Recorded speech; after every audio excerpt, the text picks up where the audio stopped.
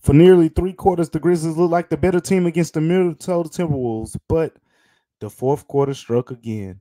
But guess what, though? We still got a lot of good things to reflect on from the Grizzlies Timberwolves match. Memphis didn't win, but Jaren Jackson Jr. and a couple more players were really impressive. Let's talk about it right here, coming up on Locked On Grizzlies. You are Locked On Grizzlies, your daily Memphis Grizzlies podcast, part of the Locked On Podcast Network, your team every day.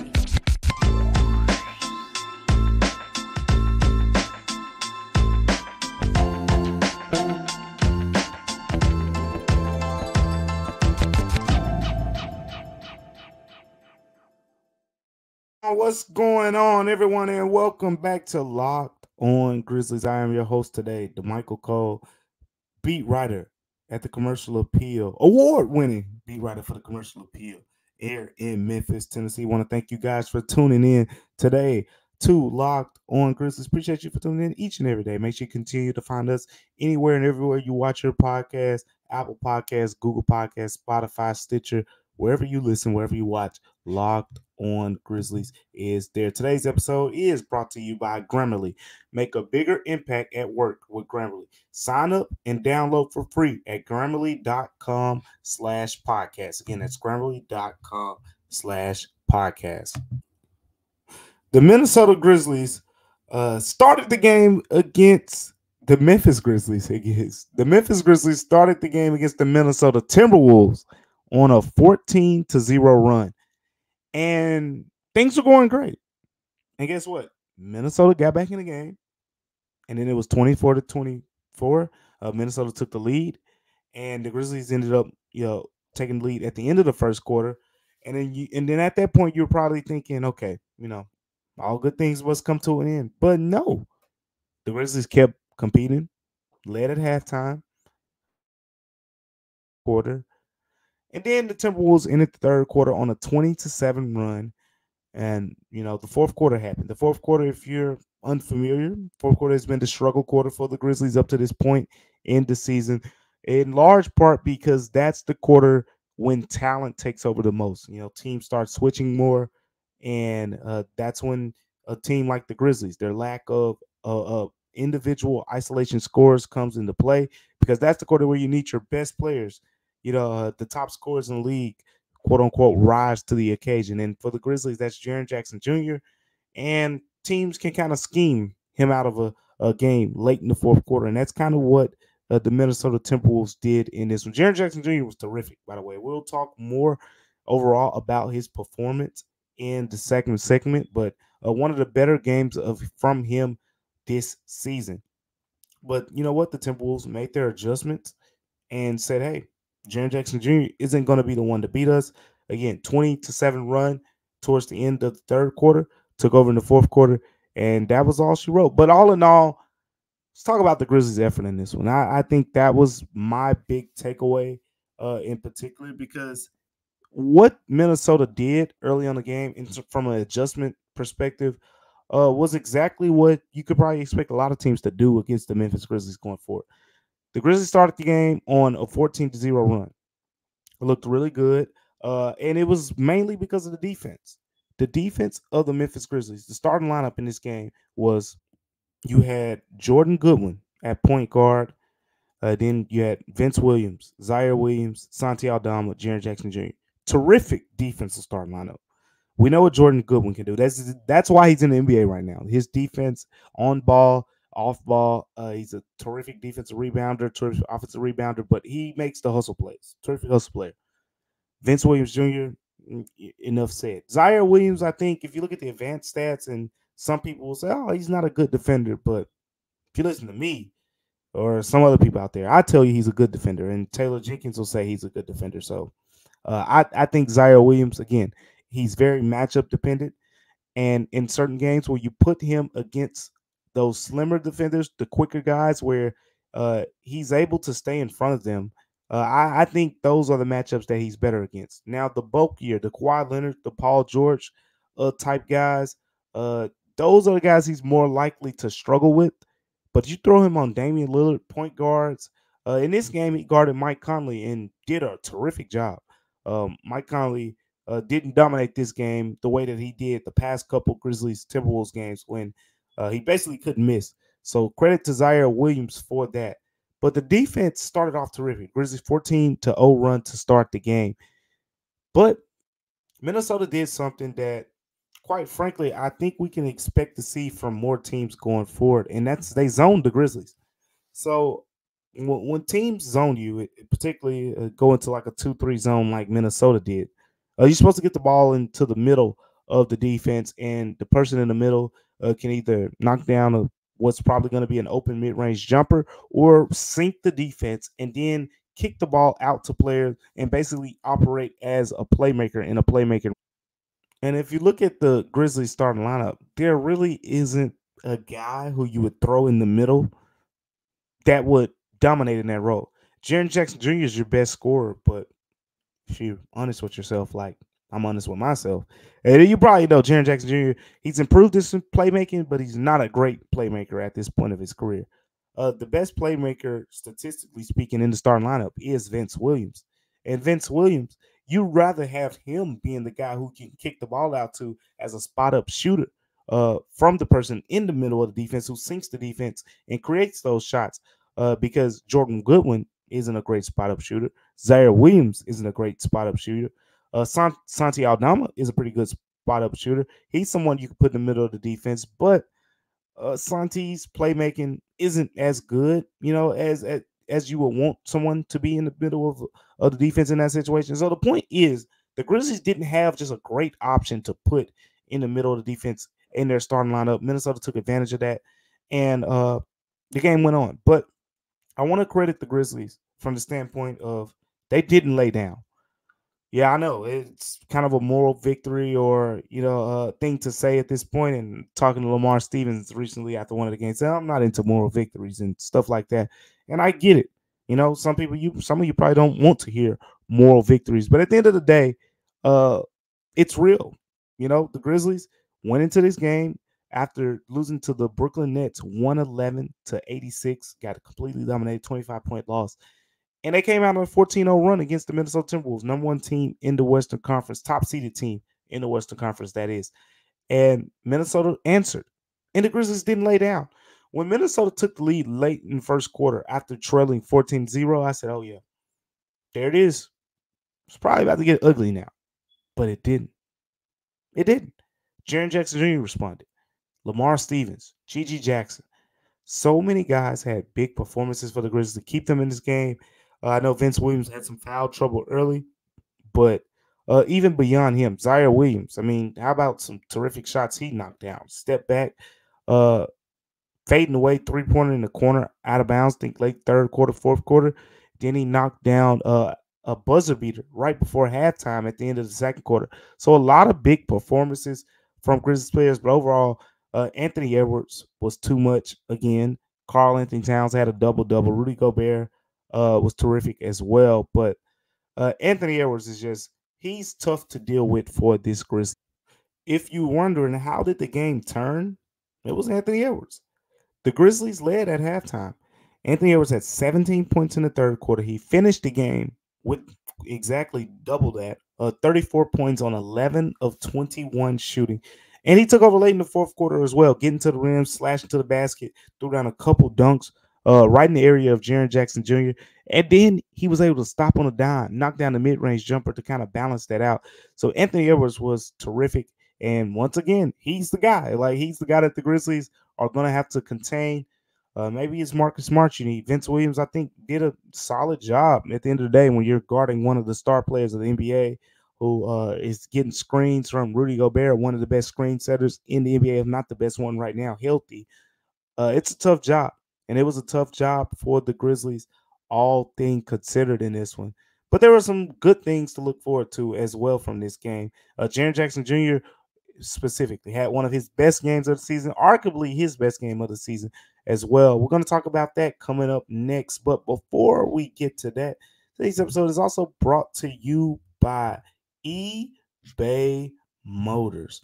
Here's the thing about eBay Motors. eBay Motors, our partners over there at eBay Motors have teamed up with Locked On Fantasy Basketball host Josh Lloyd to bring you some of the best fantasy picks each week. And guess what? They're going to do this all season long. Whether you're prepping for a daily draft or scouting the waiver wire, every week we're going to provide you players that are guaranteed to fit on your roster. So let's see who Josh Lloyd has picked out for us on this week's eBay Guaranteed Fit Fantasy Picks of the Week. For this week, we got Dennis Schroeder over there with the Brooklyn Nets. If you've been keeping up with the Brooklyn Nets, they're taking it real light, real easy over there with Ben Simmons. Well, Ben Simmons coming off the bench right now, and the Nets having an all-important 5 games next week. How many times do we see teams with 5 games? Dennis Schroeder has short-term appeal. And what do we mean by short-term appeal? He's going to get a lot of minutes.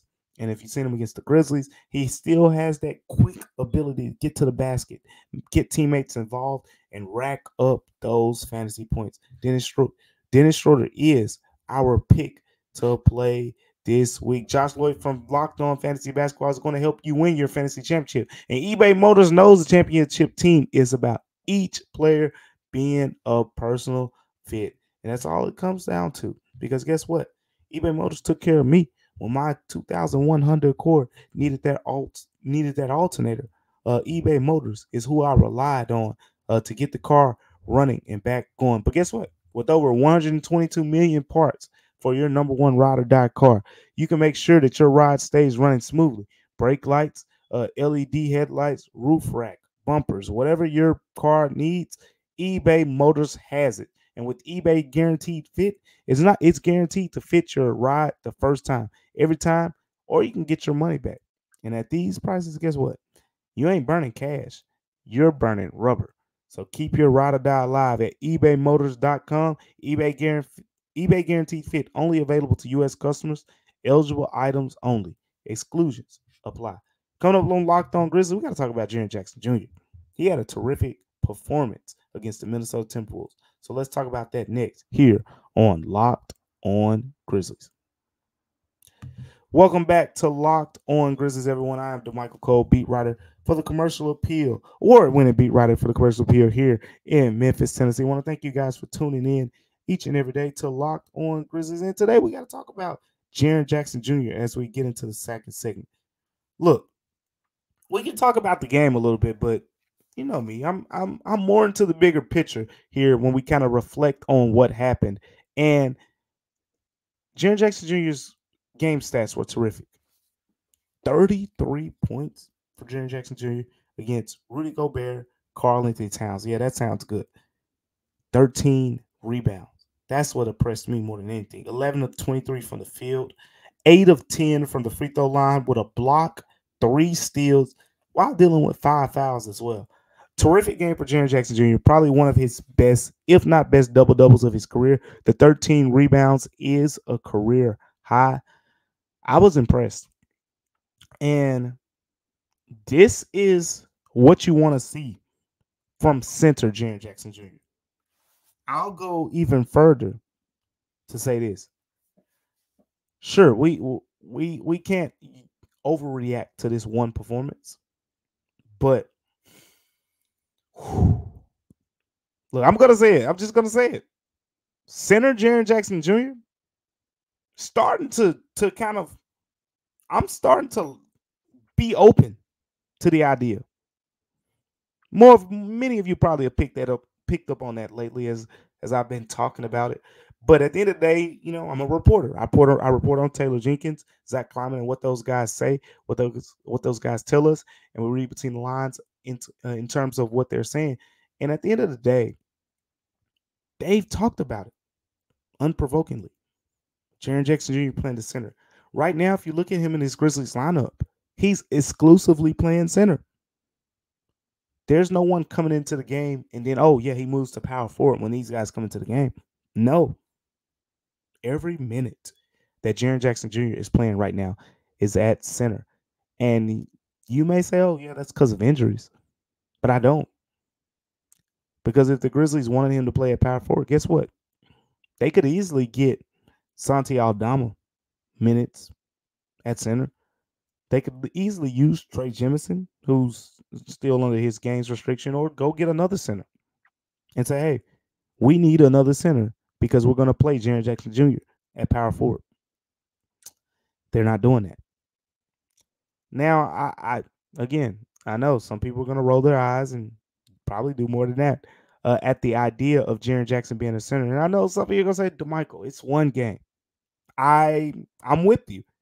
I want to see more. I want to see that physicality, that dominance. It doesn't have to be 13 rebounds every night. Give me 8. Give me 9.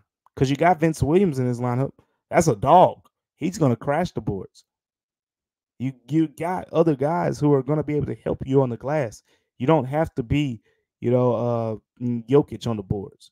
You don't have to be Rudy Gobert on the boards. You just need to be good enough. But he was more than good enough in this game, Jaren Jackson Jr. Terrific rebounding game. I think he had 10 rebounds in the first half, 19 points, 10 boards alone in the first half. So you talk about what you want Jaren Jackson to be at center.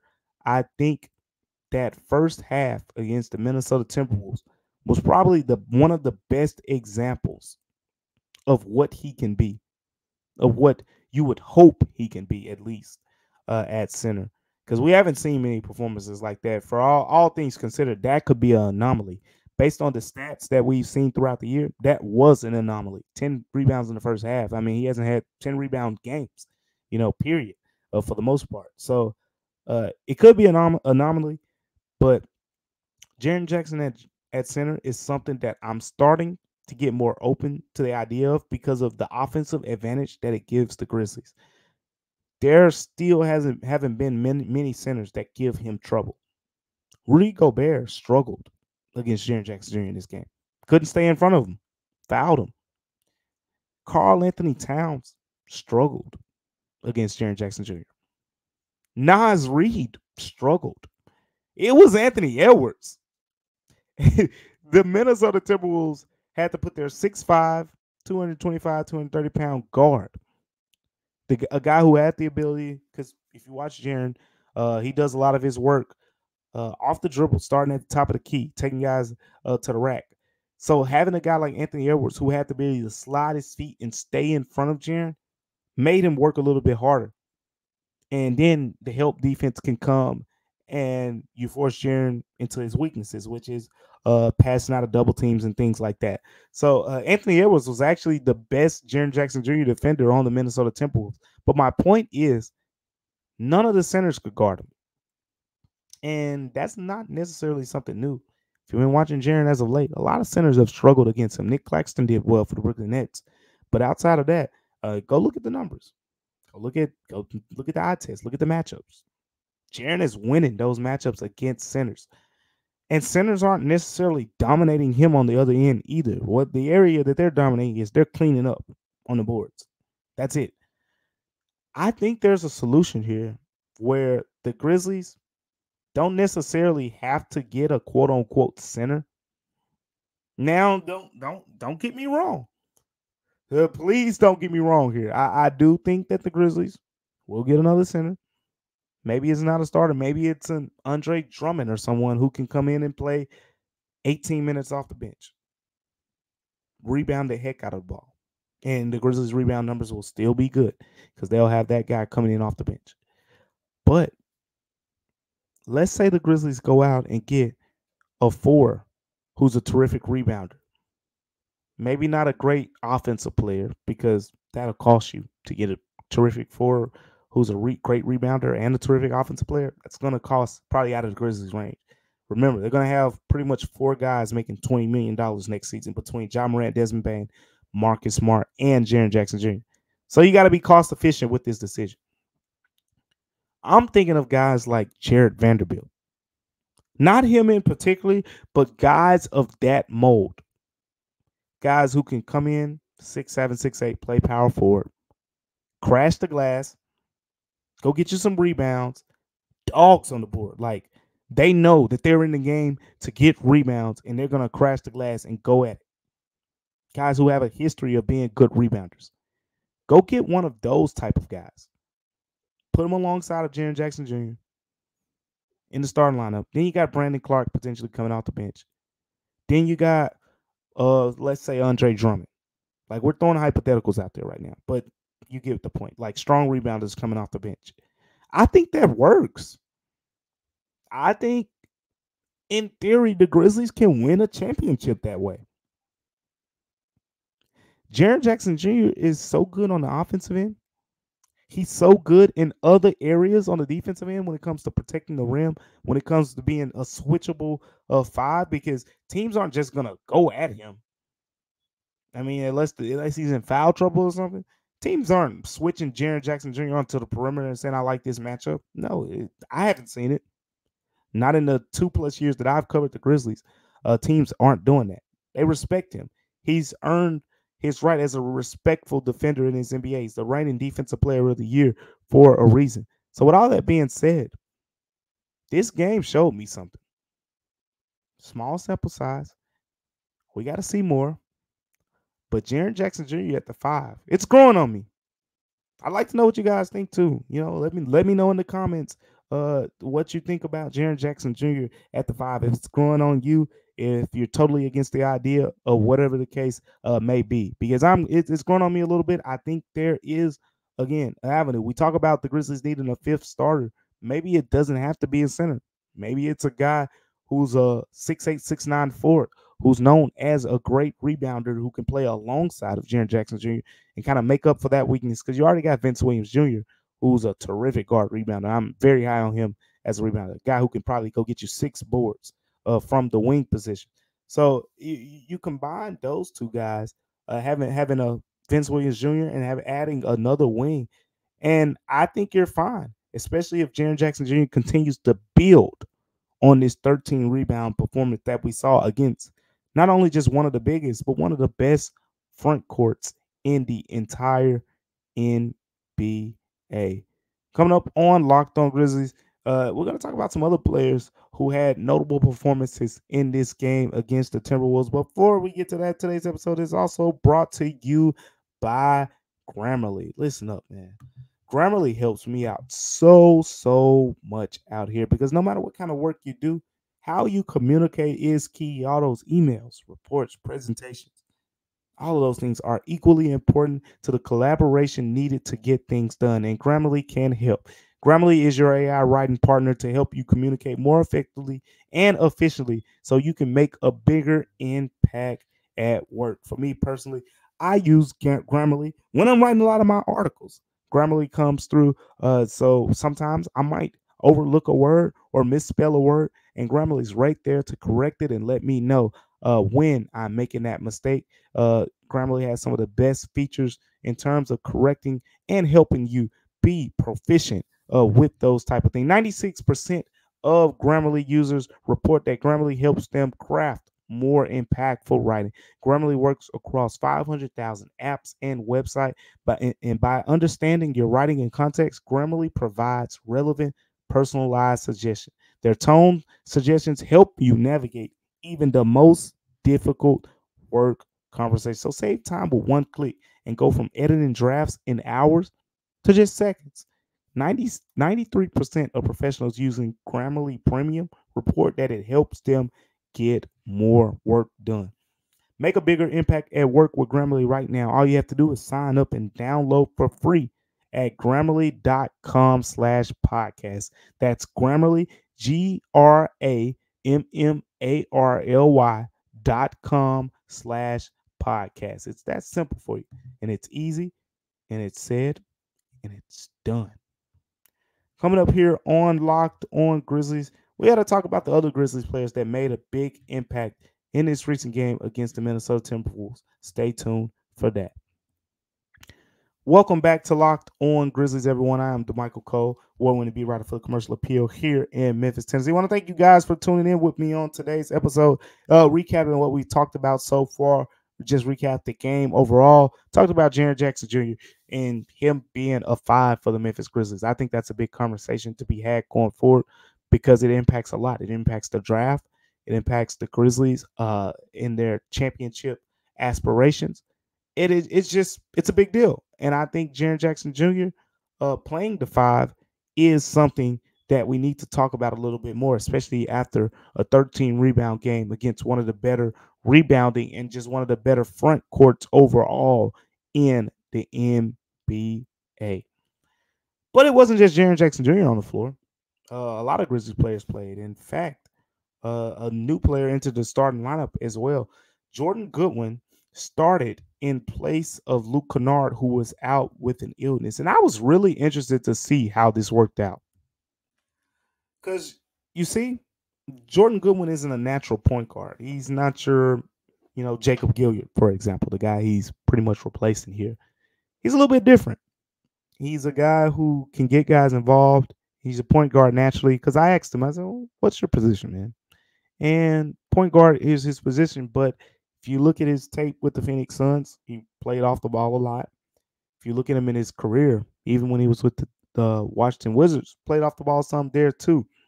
But defensively, he guards the point guards most of the time.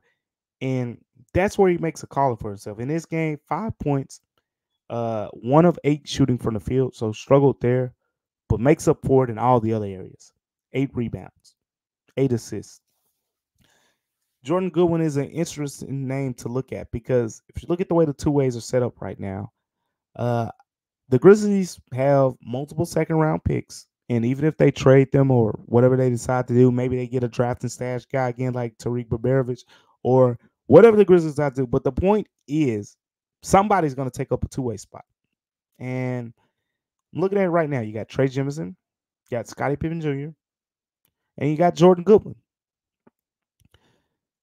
I think Scottie Pippen Jr., and we'll see, once the back injury and all those things are, I think he is a potential roster candidate for the Memphis Grizzlies, like a potential 15-man roster guy. But the Grizzlies could very well say, hey, we signed him, which they did, to a 2-year, two-way contract. So the Grizzlies could keep Scottie Pippen Jr. on a two-way contract through next season and then elevate him to the 15-man roster after that as he continues to get more reps and all those things. But my point is they're going to need to open one of those two-way roster spots for their potential second-round picks or any other additions to the team. And Jordan Goodwin and Trey Jemison are on the clock. This is a tryout time for them. I think Scottie Pippen Jr. is pretty much safe. At least right now he is. That's why Jordan Goodwin getting those minutes is really important, and it's going to be important to see where he goes from here. I think overall, 5 points, 8 rebounds, 8 assists. He's a terrific defender. I think he has to shoot the ball better. I think he has to show more in that role to kind of show the Grizzlies that he belongs. But I think right now, if I was guessing, I don't see him being on a two-way going into next season, but it's very early. Jordan Goodwin still, again, he's a point guard, and he's having to learn this system playing with the Grizzlies, and there's much more to be seen from him going forward. And this was something we could have said about G.G. Jackson a while ago. Remember, G.G. Jackson was someone that a lot of people wanted to see more from, and he's done just that in these minutes. Remember a couple days ago, we were talking about G.G. Jackson shooting 1 of 13 from the field against the Brooklyn Nets. And the reason that this guy got a standard contract, the reason that this guy's on the 15-man roster for the Memphis Grizzlies right now, because you know how he responded from that game? Piece of cake. 14 points, 3 rebounds, 5 of 7 shooting from the field, knocked down 2 3-pointers, 1 from real deep range. But shout out to G.G. Jackson. Terrific bounce back performance on his part as well. No assist, though, which is, I'm going to keep pointing that out because now that, Taylor Jenkins has told us, and we've talked about it on here, that the Grizzlies plan on giving G.G. Jackson an elevated role from the standpoint of making him a playmaker. I think that's something we got to point out. Because he's going to have to improve those numbers. And right now he's still, taking a lot of spot-up shots, one dribble, go off the dribble a little bit, looking to score. So it's a different role right now. But at the same time, Vince Williams was playing a similar role, and he was already getting guys involved. So we'll see how G.G. Jackson continues to grow in that role. I think that is, if not, it's not the biggest thing to watch for the rest of the season. It is one of the biggest things to watch for the Memphis Grizzlies. Locked On has launched the first ever national sports 24/7 streaming channel on YouTube, and now it's also available on Amazon Fire TV. And the free Fire TV channels at Locked On Sports Today is here for you 24/7. covering the top sports stories of the day with the local experts of Locked On.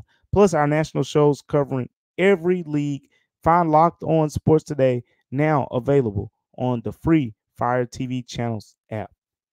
Appreciate you guys for tuning in to Locked On Grizzlies today. Remember, you can continue to like, comment, rate, review, and subscribe to each and every Locked On Grizzlies episode. Me and Joe Mullinax will be back together on tomorrow to talk all things Locked On Grizzlies. So make sure you stay tuned for that. And until next time, I'm Damichael Cole covering your Memphis Grizzlies. We'll see you next time on Locked On Grizzlies.